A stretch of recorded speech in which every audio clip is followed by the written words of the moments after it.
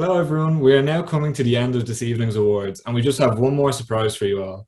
We hope you are enjoying tonight's celebration of our student volunteers so far. We also hope you'll join in celebrating our TU Dublin Social Justice Hero recipient.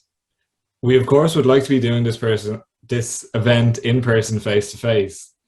Each year, student volunteering community at TU Dublin nominate people who we believe have made a significant contribution to the community and Irish society. One of these nominees are awarded the TU Dublin Social Justice Hero Award. The awardee is selected by our students, and we are using the United Nations SDGs, Sustainable Development Goals, to guide our selection. We reviewed many of the nominations and one name consistently was highlighted. It is with great outstretched arms that we welcome our special guest tonight for the inaugural TU Dublin Social Justice Hero Awards, which I'll pass over to Sami to announce who it is. We're absolutely over the moon to be honouring this individual tonight, an individual that has truly impacted our society and our way of thinking. This year we are proud to announce that we are presenting this award to Niall Breslin, aka Bressie, with the TU Dublin Social Justice Hero Awards 2021.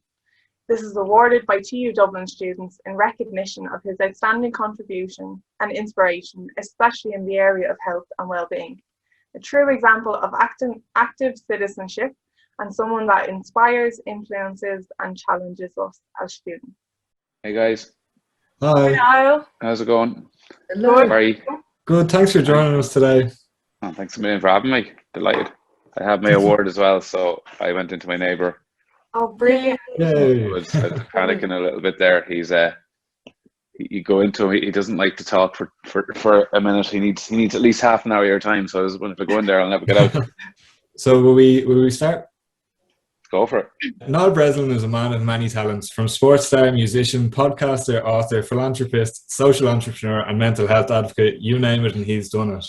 Niall's personal experience has informed his journey to becoming a leading figure in mindfulness, and as a founder of the mental health advocacy charity A Lust for Life, Niall has further contributed significantly to his standing as a key figure in the conversation around mental health in Ireland. And we are delighted to present you, Niall, with the TU Dublin Social Justice Hero Award 2021 this evening. Please could you hold it up for everyone to see? Of course. Thank you so much. It's actually beautiful as well, whoever designed it.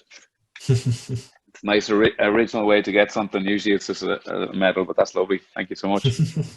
So this award has been given in response to a particular project that you've done throughout the lockdown, the Lockdown Ukulele Rockdown and its sister project, the Lockdown Acapella Rockdown. Your initiative has seen hundreds of ukuleles being sent across the country to people cocooning throughout the pandemic. I was personally very inspired by Niall's actions in the lockdown, as I was also cocooning with my grandparents. And as with your parents, I was trying to find ways to keep them mentally occupied and help with that isolation. So thank you so much for being here today on this occasion to accept our TU Dublin Student Volunteering Awards. We hope you can visit us on campus sometime in the future when it's safe to do so. You're lovely. Yeah, I'd love to go in and have a chat with you all. Okay. We would love to hear about your experiences and maybe some advice this evening. We have a few questions for you from our students that they've asked. Would you be able to reflect a little bit on your goals and achievements during the last year? As we researched, you've done an awful lot, and we'd like to know about some of the great initiatives and the challenges that you faced this year. I think a lot of my work is, I was 15 years fighting with my mind, and it was quite kind of a torturous experience. And when you come out of something like that, you gain a very different perspective on how you look at the world, and that is kind of what happened to me. But one of the really big drivers of my work is a man called Viktor Frankl, and Viktor Frankl was a Jewish doctor. He went into Auschwitz years ago, and he has a very famous book that changed my life called Man's Search for Meaning. And when he was going into Auschwitz, knew that the only way he could survive such absolute barbaric cruelty was to find hope where it didn't exist. And that was the only way he was going to get through. Like when the guards were beating him, he was looking at the stitching on their jackets saying, oh my God, that stitching was wonderful. When they were throwing scraps of bread at him, like into his face, little bits of tiny bread, he saw that as a 3-course meal. He changed and framed how he looked at the world for survival. And I knew that book really shifted something in me. It was just so beautiful to read it, but it was just so simple. And one of his really famous quotes is, you can take everything from a human, every single last thing, except one of the last great freedoms, which is their capacity to choose what attitude they want to take into any given situation. And as this got more intense, this pandemic got more intense and difficult, I knew that I still had the choice to decide each day when I woke up what attitude I wanted to take into the day. Do I want to take a day and let it beat me, or do I want to actually stand up to it? And that does not mean you don't have bad days. If your attitude to take into the day is, I want to have a crap day, then have a crap day. That doesn't mean there's something wrong with you. It means you're human. So to me, that was a really powerful quote, and his work, Viktor Frankl's work as a psychiatrist and psychologist, really framed my work around mindfulness, because if you have a chance to read that, it really reinstates your belief in humanity. And what we have to really stop doing is using Twitter as a metric for humanity. It isn't a metric for humanity. It just isn't. It is an algorithm designed to push us towards turning on each other at a time when we need to figure out how to stay together. And that is what they are. And the reason these algorithms work that way is because it gets our attention. Because as human beings, we all have what we refer to as a negativity bias. We had it since we lived in caves, and it's the psychological phenomenon that we put more emphasis on negative things than positive things, because that kept us alive. You know, that over caution, over anxious, over negativity kept us alive when we lived in caves, and we still have it, which is why all these algorithms are constantly angry and drive us towards anger. It doesn't measure humanity, and we need to stop letting it do so. So that would be one word of advice in a pandemic. Don't use social media as your metric for what people actually are. And I think anyone can agree, if you had those moments, my uncle passed away in the pandemic, like little moments of humanity that really kept me going were his funeral. I couldn't go to it. It was over in Glasgow. He had COVID, and my mother couldn't go to his own brother. And so I had to go to the funeral on YouTube out at the lake in Mullingar during the 5-kilometer lockdown where you weren't allowed to leave. And I was like 6 kilometers from my house or something. And a guard pulls up, and I was on watching the funeral on a YouTube, beautiful sunny day. And he said, sorry, sir, where do you live? And I went, well, actually, I'm outside my place, but I'm at my uncle's funeral here. And he looked at me and went, this is crazy, isn't it? And it was just that real spark of humanity. I was like, yeah, it is just weird. He went away and came back with a bottle of wine for me about 15 minutes later. So those glimpses of humanity is what I put my measure on people. And I have a lot of faith in people. I do. I don't have a lot of faith in social media. I think that's a very good way to look at it. I'm really sorry for your loss. I mean, it's a lot of people lost people. It was a very real, I think the difficulty of grief is, especially for my mother, is when you can't actually express it, you can't experience it, and you can't be there. So that's stuff that we're going to have to deal with when this is all over, because many families weren't able to actually bury their loved ones, which was very, very difficult. But that's the reality of a pandemic. It's not pretty. It's a grim, grim time. Now that we're kind of, coming out the other side of the pandemic, how do you expect that your work or the work of people in the arts industry is going to adopt going forward? Firstly, what I'm going to say coming out of this pandemic is we're going to hear people, and we're going to hear media, and we're going to hear other people talking about this mental health wave or mental health illness, and we're going to start labeling people, and we're going to start diagnosing people who are just showing normal human responses. This has been horrible. It's been difficult. It has tested us to our absolute limits of psychological flexibility, and it should have. It's a pandemic. And I keep saying to people, we're not broken, we're human. These are normal human responses: overwhelm, anxiety, fear, mood swings. What do you expect? And that's the thing. You take things like emotional connection from people where they can't connect. You live in the same place for and I say to my mates sometimes, it's okay to hate your kids as well for 2 minutes. Like this has been so intense, there's been no release. It's not normal for humans. So if people are overwhelmed right now and really struggling, good, you should be. And that's perfectly okay, and it's perfectly fine. It won't be like that forever. And I think that's the important point I point out with the narrative around what happens after all of this. We will adapt back out of this. We adapted into it, we'll adapt out. Humans are amazing, we're adaptive, we're strong. Doesn't mean we don't go through difficulty. And that's a really important point. The wellness industry tends to airbrush out the bad stuff as if it shouldn't exist. And here's the thing, if you were positive all the time, you'd be dead. being negative and stressed is good for you. It keeps you alive. It keeps you focused. We need to reframe it. But for me and my work, personally, it's been truly difficult because my work isn't just financial in terms of music. It's a sense of purpose. It's a sense of release. It's creativity. I've been lucky that I could continue being creative throughout the lockdown. But my peers are really struggling. We were the first to close, and we're going to be the last to open. And the one thing I can ask anybody here, if the arts and culture was taken away from you in this pandemic, would you have survived? It is so crucial. It colors society, it colors culture. And I don't think up to this point our powers that be have taken it seriously enough for the impact that it delivers to our society. And in Ireland, what we do, and my academic background is economics. I understand how countries work.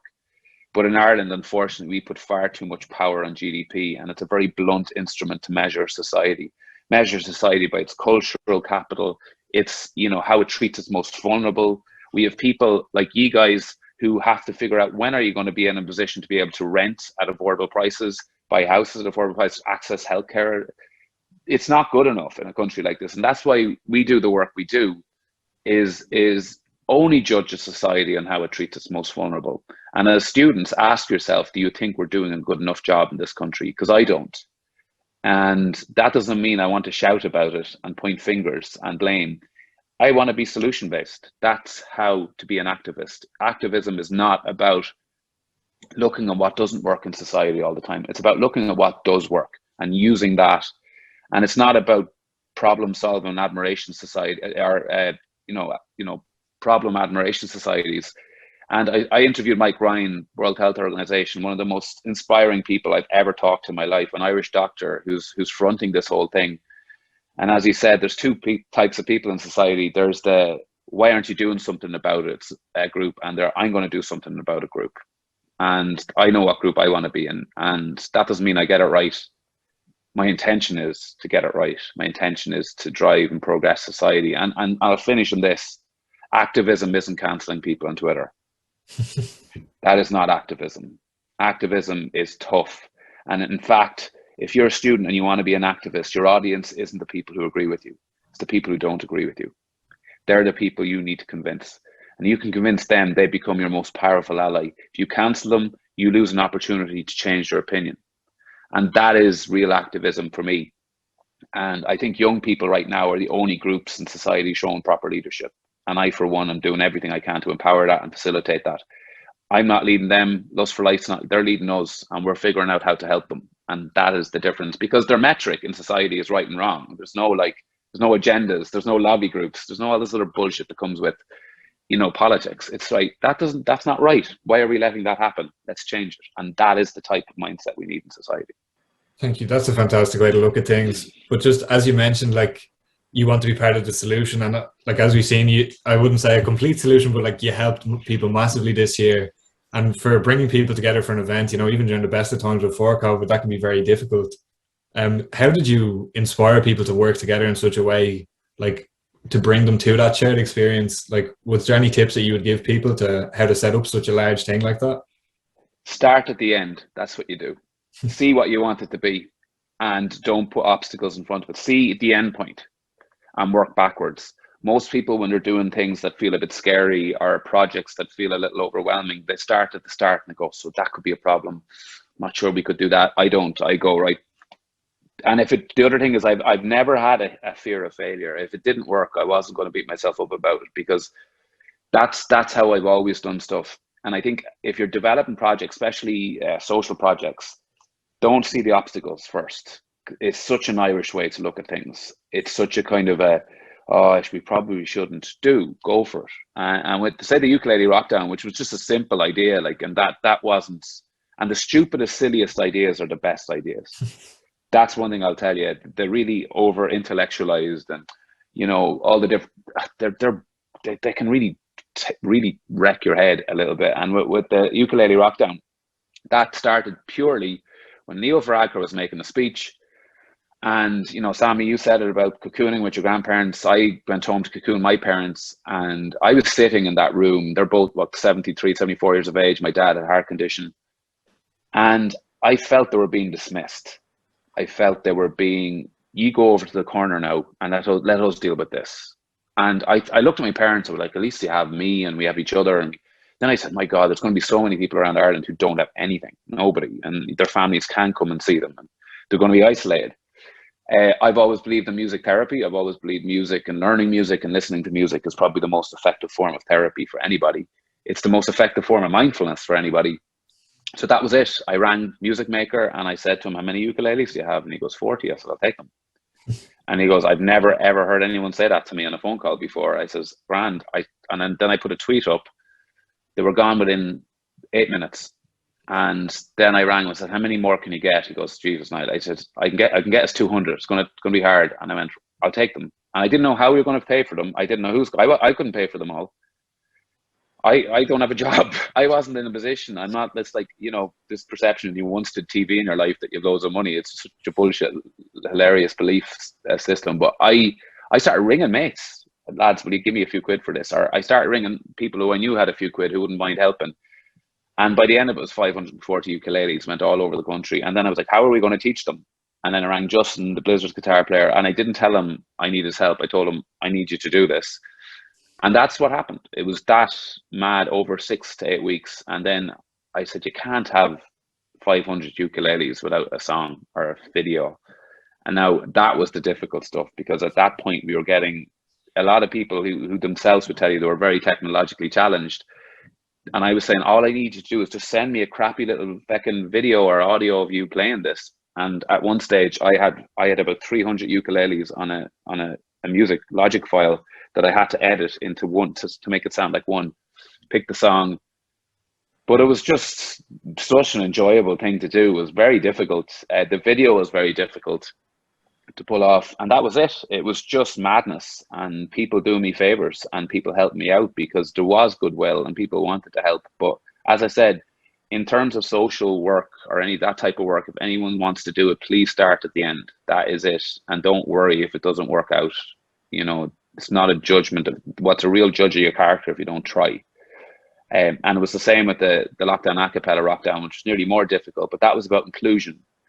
And I remember saying, I have a friend, and now when I say my friend he's not racist, but he's very, very backward in how he thinks about society sometimes. And he's very, in his head, he's very patriotic and he gets very confused. I said, if you were patriotic, you wouldn't have these views, considering the amount of support Irish people were given over generations around the world. But I said to him, I went for a walk before the lockdown, a cappella rockdown for him, and he's a farmer. And he has said that he has found this really difficult because he feels isolated all the time and he feels very lonely, and he was very open about it. And I was listening to him, and after about 10, 15 minutes, I said to him, geez, wouldn't it be terrible if you had to feel like that all the time in society? He went, yeah, it would be. I went, because there's people who feel like that all the time, that you isolate from community, that you isolate because of some ridiculous bias that was bet into you as a child or in school, you know. And we were talking about there were Syrian refugees in Mullingar, and like his belief was that they were, you know, his lazy, horrible, stigmatized belief was that, you know, Syrians are terrorists, you know, this type of mindset. And I was saying, imagine being that isolated all the time in a community. And he went, it'd be horrible. And straight away he changed his opinion. He was like, wow, he really got it because it was emotive to him. He felt it. And now there is exactly a prime example of somebody, if I just cancelled him and didn't listen to him, I wouldn't have been able to change his opinion. And his opinion has changed now, and he sees the point. And that's where the lockdown a cappella rockdown came out of. And that included special needs groups. They actually choreographed the entire thing. I swear to God, I didn't ask them to do it. That's the difference. That's the kind of the stuff that happens. I sent it in, you know, to the teachers, and I said, get them to sing it or get them to do something on it, and we're going to make this an incredibly inclusive experience. And they did this dance, and I went, that's amazing. And then I sent it to all the other schools, and they did the dance. And then the schools were like, oh, who choreographed it? And I went, they did. And that type of stuff. And then we have there's a Westmeath immigration group. There's the Westmeath Traveller group. All these people within society that we tend to isolate because of our biases that are often subconscious in Irish people. And the one thing I would say to anyone is challenge your biases. Challenge them every single day. Your biases aren't there because you're a bad person. A lot of them have just been eaten into us through education, through generations. And that is something I have to do every day. So you talk about the human condition and you recognise that it is overwhelming to be human sometimes. So what's one piece of advice you would have for our student volunteers to practice acceptance and navigate the human journey? First and foremost, we've created a narrative around emotional well-being to constantly look within to see that there's something broken in us. I don't believe that. I believe we live in a very difficult culture and society that makes us feel pretty damn crap about ourselves at times. There's amazing parts of our culture and society, but there's parts of our society and things happening outside our own control that can really have huge influence on our mental health. And the one thing I've learned in the work that I do is that life isn't linear. I'm a mindfulness therapist. The foundation of mindfulness is Buddhism, whether people want to hear that or not. And in Ireland, we have a very negative relationship with what we perceive as religion. This is spirituality. It's different. And in Buddhism, the Buddha said is not a direct God, is not a deity. You don't worship. The Buddha itself said, you are your own truth. The answer lies within you. And one of the real foundations of one of the noble truths of Buddhism is that it sounds a terrible way to start a conversation, but suffering is an inevitable part about being a human being. It's part of the process. Grief, relationship issues, stress, pain, these are all parts of being a human, and life isn't linear. And in fact, most of our suffering comes out of the belief that it should be linear. It should be straightforward. This pandemic has proven that it isn't. And that is something that has really changed my perception on when things happen that are difficult. I don't believe they happen because I'm a bad person. It's just part of this journey of being a human being. If you look at the neuroscience, psychology, and evolutionary psychology of our brain, I always say the same thing. We are imperfect beings living in an imperfect world that punishes imperfection. It just doesn't make sense to me. And we always hear this word compassion, which I think it feels like it's sometimes a bit of a bullshitty word because the wellness industry takes it and just tells us about like Care Bears and unicorns and everything's lovely. That's not what compassion is. Real compassion, I work with Kristen Neff, is one of the top leading experts in the world in compassion. I've interviewed her many times, and she said real human compassion is recognizing that we are all inherently flawed. Leonard Cohen says there's a crack in everything. That's how the light gets in. We are all cracked, every single one of us. Our brain is built arseways. It's built arseways. We live in a difficult culture. We live in we live in a world that tests us a lot. So what I always say to people, compassion is bringing a bit of softness to the fact that you're a little cracked. And I always say we're all fucked up, but some of us are better at. And that essentially is the human condition, is recognizing that we're flawed. We are flawed. We are not invincible. We're vulnerable. We're all these things, but we're also these amazing, just wonders of whatever you want to call it, biology. We're amazing. Our brains are amazing. Our minds are amazing. They can create things out of thin air. People are amazing, but we have to stop giving. And I say this to about Lust for Life. I have a statistic that I make up. I made it up. It's not research or anything, but I choose to live by it. That 99% of people on planet Earth are sound. But for some reason, we only ever hear about the 1% of arseholes all the time. And it's overwhelming. So you have a choice, as Viktor Frankl said. Do you want to put your emphasis and presence on the 99% of sound folk? Or do you want to keep giving the 1% of arseholes all your energy all the time? I know the answer to that. And that's the reality. And I always say, for every act of horror, there's a million acts of love. But we don't seek that out. We seek out the negative. We seek out the drama. And it's tiring. It's exhausting in a world where, all information, all content that's ever been created, 90% of it's been created in the last 3 years of all time. That'll tell you how much information we have to navigate every single day. Our brains are not designed for that. We have an old brain for a new world. Of course we're overwhelmed. Of course we're stressed. Of course we're anxious. It's normal. Thank you so much, Niall. It's been really amazing listening to you. And thank you so much for accepting the award today. Just before we let you go, would you like to tell us where we can find you on social media or any upcoming projects that we can check out? Don't find me on social media. I'm boring on social media. If you want to listen to me, go on the Where's My Mind podcast on Spotify, or I have a daily podcast, Wake Up, Wind Down, which is like a reflection in the morning, a meditation in the evening. And it's basically just trying to teach people how to navigate the chaos in their minds.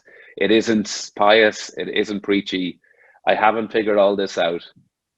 I'm not speaking at people, I'm speaking with them, and that's the difference. So if you're into finding out how to better deal with your mind and all the different subjects that come with that, listen to the Where's My Mind podcast on Spotify.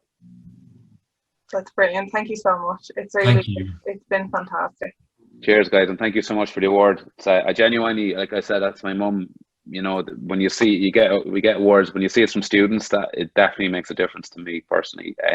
Because as I said, I have a lot of belief in our youth movements. That is where I see the change happening now. So, and that happens from primary school up to third level, and don't underestimate the power you have. Like I tell you, the biggest group our political systems are concerned about, it's you guys, because you vote and you're going to vote and you're going to vote for changes that actually put people first, and don't underestimate that power. That's great. No, thank you so much. Cheers, guys. Thanks for your time.